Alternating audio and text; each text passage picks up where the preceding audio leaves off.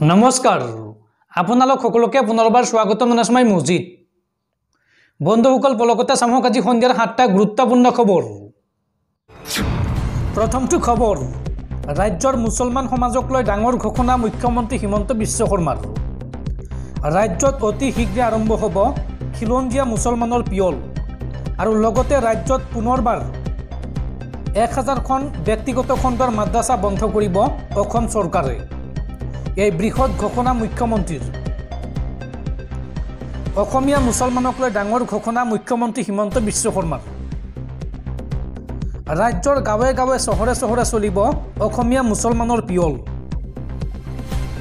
2024ৰ ভিতৰত এই সমীক্ষা চলাই শেষ কৰিব চৰকাৰে খিলঞ্জীয়া মুছলমানৰ আৰ্থসামাজিক দিশৰ বাবে এই সমীক্ষা চলাব চৰকাৰে আৰু মাদ্ৰাসা বন্ধ কৰাক লৈ ডাঙৰ ঘোষণা মুখ্যমন্ত্ৰী হিমন্ত বিশ্ব শৰ্মাৰ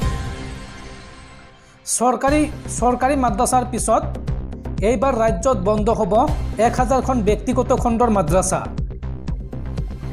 ৰাজ্যৰ আৰক্ষী আৰু শিক্ষা বিভাগৰ সহযোগত বন্ধ কৰা হ'ব এই মাদ্ৰাসাসমূহ এই বৃহৎ ঘোষণা হিমন্ত বিশ্ব শৰ্মাৰ পৰৱৰ্তী খবৰ নিৰ্বাচনত টেম্পাৰিং কৰা হয় ইভিএম আৰু এইবাৰ ইভিএম জালিয়াতিৰ তথ্য ফাদিলৰ হুংকাৰ দিছে উচ্চতম ন্যায়ালয়ৰ এগৰাকী অধিবক্তাই উচ্চতম ন্যায়ালয়ৰ অধিবক্তাগৰাকীয়ে কয় যে আমাক 50টা ইভিএম দিলে আমি 50টা হেক কৰি দেখুৱাম কেমেৰাৰ সন্মুখত আমি দেখুৱাই দিম কেনেকৈ হেক কৰে ইভিএম আৰু অধিবক্তাগৰাকীৰ এই সংবাদমেলৰ পিছতেই এতিয়া দেশৰ ৰাজনীতিত হাহাকাৰ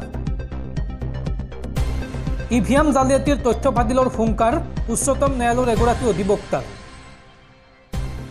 নিৰ্বাচন আয়োগক প্ৰত্যাহ্বান জনালে সুপ্ৰিম কোৰ্টৰ অধিবক্তাগৰাকীয়ে কয় যে আমাক 50টা ইভিএম দিলে 50টাই হেক কৰি দেখুৱাম সিল কভাৰ কৰি দিয়ক আমাক ইভিএম কেমেৰাৰ সন্মুখত আমি দেখুৱাই দিম কেনেকৈ হেক কৰে ইভিএম আৰু প্ৰতিখন ৰাজ্যলৈ গৈ আমি দেখুৱাই দিম ইভিএমৰ আখুৱাসমূহ সংবাদমেল সম্বোধন কৰি এই মন্তব্য উচ্চতম ন্যায়ালয়ৰ অধিবক্তা মেহবুব প্ৰাচাৰ আৰু এই সন্দৰ্ভত অহা 5 জানুৱাৰীত এটা দল যাব নিৰ্বাচন আয়োগৰ কাৰ্যালয়লৈ আৰু নিৰ্বাচন আয়োগক ইভিএম পৰীক্ষা কৰিবলৈ দিয়াৰ দাবী কৰিব দলটোৱে উল্লেখযোগ্য যে 4খন ৰাজ্যৰ নিৰ্বাচনৰ ফলাফলৰ পাছতেই দেশত উদ্ভৱ হৈছিল ইভিএম বিতৰ্ক আৰু ইভিএমৰ ওপৰত বিশ্বাস নাই বুলি দাবী তুলিছে বিৰোধী নেতাই তাৰ মাজতে সুপ্ৰিম কোৰ্টৰ অধিবক্তাজনৰ সংবাদমেলে দেশৰ ৰাজনীতিত এক প্ৰকাৰ হাহাকাৰ লগাইছে পৰৱৰ্তী খবৰ দেশৰ কৃষকলৈ পুনৰ আহিল ভাল খবৰ নিৰ্বাচনৰ পূৰ্বেই কৃষকৰ একাউণ্টত সোমাব পিএম কিষাণ সন্মান নিধিৰ 16 নম্বৰ কিস্তিৰ ধন আৰু এই ধন লাভ কৰিবলৈ আপুনি কৰিব লাগিব কেইটামান বিশেষ কাম দেশৰ লগতে ৰাজ্যৰ লাখ লাখ কৃষকলৈ আহি গ'ল ভাল খবৰ কেতিয়াকৈ একাউণ্টত সোমাব পিএম কিষাণ সন্মান নিধিৰ 16 নম্বৰ কিস্তিৰ ধন চাও আহক চলিত জানুৱাৰী মাহতেই কৃষকে লাভ কৰিব পিএম কিষাণ সন্মান নিধিৰ 16 নম্বৰ কিস্তিৰ ধন 21 জানুৱাৰীত একাউণ্টত ধন সোমোৱাৰ সম্ভাৱনা আছে আৰু পিএম কিষাণ পৰ্টেলত এতিয়া আপুনি চাই লওক আপোনাৰ নাম আছেনে নাই 16 নম্বৰ কিস্তিৰ ধন পাবলৈ আপুনি কৰিব লাগিব কেইটামান বিশেষ কাম কি কাম কৰিব লাগিব চাও আহক KYC সম্পূৰ্ণ কৰিব লাগিব আপুনি যদি এতিয়ালৈকে কৰা নাই তেন্তে সোনকালে কৰি লওক আৰু মাটিৰ নথিপত্ৰ সঠিক ৰূপত থাকিব লাগিব পৰ্টেলত আৰু লগতে DBT অথবা IPPBৰ একাউণ্ট কাৰ্যক্ষম হৈ থাকিব লাগিব তেতিয়াহে আপুনি লাভ কৰিব পিএম কিষাণ সন্মান নিধিৰ 16 নম্বৰ কিস্তিৰ ধন বন্ধুসকল তাৰপিছত 4 নম্বৰ খবৰটো জনোৱাৰ আগতে আপোনালৈ এটা সৰু ৰিকুৱেষ্ট যদি তেওঁলোকে এই ভিডিঅ'ত লাইক কৰা নাই তেন্তে প্লিজ এটা লাইক কৰি দিয়ক আৰু এনেকুৱা ধৰণৰ নতুন নতুন ভিডিঅ' পাবলৈ চেনেলটো ছাবস্ক্ৰাইব কৰি কাষত থকা বেল আইকনটো প্ৰেছ কৰি ৰাখক পৰৱৰ্তী খবৰ দেশত আহি গ'ল নতুন আইন এতিয়াৰ পৰা দুৰ্ঘটনা সংঘটিত কৰি পলায়ন কৰিব নোৱাৰিব চালকে দুৰ্ঘটনা সংঘটিত কৰি পলায়ন কৰিলে 10 বছৰ কাৰাদণ্ড আৰু 7 লাখ টকাৰ জৰিমনা বিহিব চৰকাৰে আৰু এই নতুন আইনক লৈ এতিয়া দেশত অচল অৱস্থা এতিয়াৰ পৰা দুৰ্ঘটনা সংঘটিত কৰি পলায়ন কৰিব নোৱাৰিব কোনো চালকে। ৰাজপথত চালকৰ বিৰুদ্ধে কঠোৰ আইন মোদী চৰকাৰৰ। সমগ্ৰ দেশত চৰকাৰৰ এই নতুন আইনৰ বিৰুদ্ধে বিক্ষোভ ড্ৰাইভাৰ বা চালকসকলৰ। হিট এণ্ড ৰান আইনৰ বিৰোধিতাৰে ট্ৰাক বাছ চালকৰ প্ৰতিবাদ। চৰকাৰৰ নতুন আইনৰ জৰিয়তে দুৰ্ঘটনা সংঘটিত কৰি পলায়ন কৰা বাহনৰ চালকক বিহা হ'ব কঠোৰতম শাস্তি। হিট এণ্ড ৰান গোচৰত 10 বছৰ সশ্ৰম কাৰাদণ্ডৰ লগতে বিহা হ'ব 7 লাখ টকাৰ জৰিমনা। চৰকাৰৰ এই আইনৰ বিৰোধিতাত এতিয়া স্তব্ধ হৈ পৰিছে দেশৰ বিভিন্ন ৰাজ্য। মধ্যপ্ৰদেশ, ৰাজস্থান, মুম্বাইত বৰ্তমান অচল অৱস্থা। এই আইনক কলা আইন অভিহিত কৰি অসমতো তীব্ৰ প্ৰতিবাদ সাব্যস্ত কৰিছে ট্ৰাক আৰু বাছ চালকসকলে। অমিত শ্বাহ মুৰ্দাবাদ, নীতিন গাডকাৰী মুৰ্দাবাদ শ্লোগানেৰে উত্তাল অসম বংগ সীমান্ত। পৰৱৰ্তী খবৰ, দেশ কঁপাই যোৱা পুলৱামা বিস্ফোৰণৰ মূল অভিযুক্ত মাছুদ আজাহাৰৰ মৃত্যু। পুলৱামা কাণ্ডৰ মূল অভিযুক্ত মাছুদ আজাহাৰৰ এক আত্মঘাতী বোমা বিস্ফোৰণত মৃত্যু হৈছে। শেহতীয়াকৈ প্ৰকাশ পাইছে এই খবৰ। পুলৱামা বিস্ফোৰণৰ মূল অভিযুক্ত মাছুদ আজাহাৰৰ মৃত্যুৰ খবৰ আহিছে। আততায়ীৰ আত্মঘাতী বোমা বিস্ফোৰণত নিহত হোৱাৰ খবৰ আহিছে।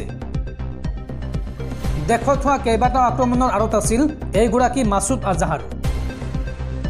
2001 সংসদ ভৱন আক্ৰমণৰ মূল মাষ্টাৰ মাইণ্ড আছিল এইগৰাকী মাছুদ। আৰু 2005 চনৰ অযোধ্যাত হোৱা আক্ৰমণতো জড়িত আছিল এইগৰাকী মাছুদ আজাহাৰ। সামাজিক মাধ্যমত শেহতীয়াকৈ প্ৰকাশ পাইছে বিস্ফোৰণত মৃত্যু হোৱাৰ কেইবাটাও ভিডিঅ'। নামাজৰ পৰা উভতা অৱস্থাত পুৱা 5 বজাত বোমা বিস্ফোৰণত মৃত্যু হোৱাৰ খবৰ আহিছে। পৰৱৰ্তী খবৰ, 2024 হ'ব নেকি তৃতীয় বিশ্বযুদ্ধ? কিয়নো নতুন বছৰৰ প্ৰথমটো দিনতে পোহৰলৈ আহিছে ভয়ংকৰ তথ্য। পাৰমাণৱিক শক্তি পৰীক্ষা বিশ্বৰ 6খন শক্তিশালী দেশৰ। নতুন বছৰৰ প্ৰথমটো দিনতে পোহৰলৈ আহিছে ভয়ংকৰ তথ্য। 2024 হ'ব নেকি বিশ্বযুদ্ধ? পাৰমাণৱিক শক্তি পৰীক্ষা বিশ্বৰ শক্তিশালী দেশৰ। বিশ্বৰ 6খনকৈ শক্তিশালী দেশে কৰিছে বৃহৎ পৰিকল্পনা। কোন কোন দেশৰ এই পৰিকল্পনা চাওঁ আহক। ৰাছিয়া, আমেৰিকা, চীন, ইজৰাইল, উত্তৰ কোৰিয়া আৰু ব্ৰিটেইন। সাম্ৰাজ্য সম্প্ৰসাৰণৰ বাবে সমগ্ৰ পৃথিৱী জ্বলিব নেকি পাৰমাণৱিক জুইত? আৰু নিৰ্দিষ্ট লক্ষ্য লৈ আগবাঢ়িছে এই 6খন দেশ। টাইৱানক চীনৰ সৈতে একত্ৰিত কৰাৰ সংকল্পৰে চীনৰ ৰাষ্ট্ৰপতি জি জিনপিঙৰ ডাঙৰ ঘোষণা। 13 জানুৱাৰীত টাইৱানত অনুষ্ঠিত হ'ব ৰাষ্ট্ৰপতি নিৰ্বাচন। আৰু ৰাষ্ট্ৰপতি নিৰ্বাচনৰ পূৰ্বেই চীনৰ ৰাষ্ট্ৰপতিৰ ধমক টাইৱানলৈ। পৰৱৰ্তী খবৰ, শিক্ষাৰ্থীসকলৰ বাবে ডাঙৰ ঘোষণা। 3 জানুৱাৰীৰ পৰা ৰাজ্যত অনুষ্ঠিত হ'ব গুণোৎসৱ। 3 জানুৱাৰীৰ পৰা ৰাজ্যত পুনৰ আৰম্ভ হ'ব গুণোৎসৱ। 3টা পৰ্যায়ত অনুষ্ঠিত হ'বলগীয়া এই গুণোৎসৱৰ প্ৰথম পৰ্যায়ত ৰাজ্যৰ মুঠ 12খন জিলাক সামৰি ল'ব। এই জিলাকেইখন হৈছে ক্ৰমে বৰপেটা, বজালী, হোজাই, কৰিমগঞ্জ, কামৰূপ, কাৰ্বি আংলং, কোকৰাঝাৰ, লখিমপুৰ, নগাঁও, শিৱসাগৰ, দক্ষিণ চালমাৰা, মানকাছৰ আৰু ওদালগুৰি। এই জিলাকেইখনত 3 জানুৱাৰীত বিদ্যালয়ৰ আভ্যন্তৰীণ মূল্যায়ন আৰু 4 জানুৱাৰীৰ পৰা 6 জানুৱাৰীলৈকে বহিৰ্মূল্যায়ন অনুষ্ঠিত হ'ব।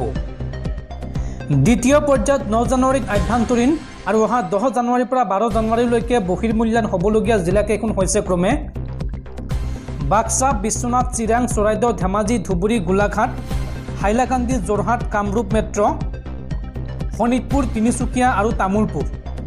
আনহাতে অহা 5 ফেব্ৰুৱাৰীত আভ্যন্তৰীণ আৰু অহা 6 ফেব্ৰুৱাৰীৰ পৰা 8 ফেব্ৰুৱাৰীলৈকে বহিৰ্মূল্যায়ন হ'বলগীয়া জিলাকেইখন হৈছে ক্ৰমে বঙাইগাঁও, দৰং, ডিব্ৰুগড়, গোৱালপাৰা, কাছাৰ, নলবাৰী, মৰিগাঁও, ডিমা হাছাও, মাজুলী আৰু পশ্চিম কাৰ্বি আংলং।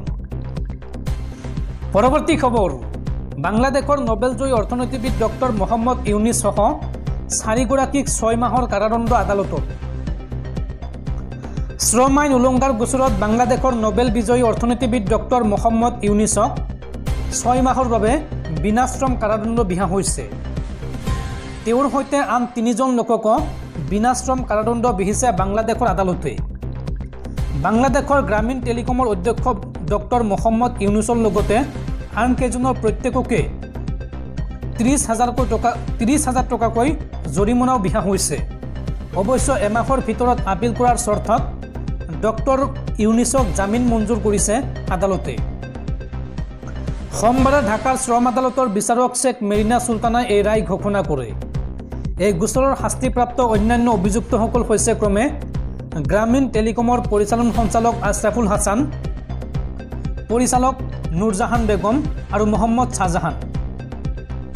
এই ৰায়ৰ পৰ্যবেক্ষণত আদালতে কয় যে আছামী পক্ষৰ আইনজীৱীসকলে প্ৰথম আছামীৰ বিষয়ে প্ৰশংসাসূচক বক্তব্য উপস্থাপন কৰিছে। আদালতৰ মতে আদালতত নোবেলজয়ী ডক্টৰ ইউনুছৰ বিচাৰ হোৱা নাই, গ্ৰামীণ টেলিকমৰ অধ্যক্ষ হিচাপেহে বিচাৰ হৈছে।